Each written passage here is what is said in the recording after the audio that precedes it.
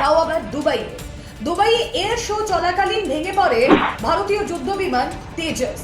কিন্তু কেন এই দুর্ঘটনা? আমরা দেখতে পাই দুবাইয়ের আকাশে স্থানীয় সময় দুপুর 2:10, ভারতীয় সময় অনুযায়ী দুপুর 3:40।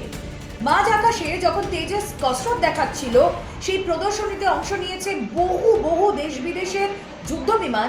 সেই সময় হঠাৎই গোত্তা খেয়ে নিচের দিকে নামতে থাকে তেজস, আর তারপরেই মাটিতে আছড়ে পড়ে, দাউ দাউ করে আগুন জ্বলে ওঠে, বিস্ফোরণে কেঁপে ওঠে গোটা এলাকা, কালো ধোঁয়ায় ঢেকে যায় দুবাইয়ের আল মাকতুম বিমানবন্দর লাগোয়া অঞ্চল।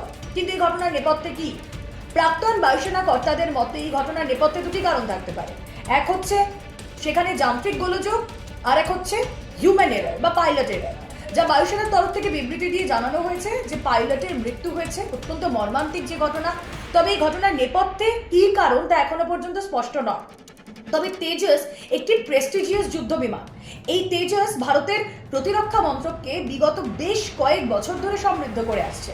2016 থেকে সার্ভিস দেওয়া শুরু করে এই প্রতিরক্ষা মন্ত্রকের যুদ্ধ বিমান, প্রেস্টিজিয়াস যুদ্ধ বিমান। এবং এই যুদ্ধ বিমানকে কেন্দ্র করে আন্তর্জাতিক বাজারে একটা চাহিদাও তৈরি হয়েছে। আপনাদেরকে জানিয়ে রাখি, এশিয়া, বিভিন্ন দেশ, আফ্রিকার বিভিন্ন দেশ তেজস কিনতে তারা উদ্যোগী। দেশীয় প্রযুক্তিতে তৈরি এই বিমান, এই যুদ্ধ বিমান কেন্দ্রীয় সরকারের তরফ থেকে বিক্রি করার জন্য কিন্তু লাগাতার প্রচেষ্টা চালানো হচ্ছে।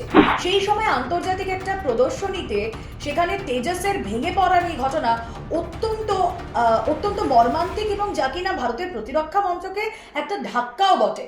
এই ঘটনা কেন? দেখুন, এই তেজস আপনাদেরকে জানিয়ে রাখি হিন্দুস্তান এরোনটিক্স লিমিটেড মানে হ্যাল নামক একটি রাষ্ট্রায়ত্ত সংস্থার দ্বারা তৈরি। এখনো নাসিকে হ্যালে তেজস মার্ক 1 যে লেটেস্ট ভার্সন তার কাজ চলছে। সেখানে দাঁড়িয়ে তেজসের এই ধরনের দুর্ঘটনার মুখে পড়া, বিস্ফোরণ, আগুন জ্বলে যাওয়া, কালো ধোঁয়ায় গোটা এলাকা ঢেকে যাওয়া, অবশ্যই আন্তর্জাতিক মঞ্চে ভারতের কাছে যেটা বড় ধাক্কা তার বলার অপেক্ষা রাখে না। তবে হ্যাঁ, অনেকের মতে যে তদন্ত হলে গোটা বিষয়টা স্পষ্ট হবে। অনেক সময় সামনের যে হুইল সেখানে কিছু ম্যালফাংশন হলে এই ধরনের ঘটনা ঘটতে পারে।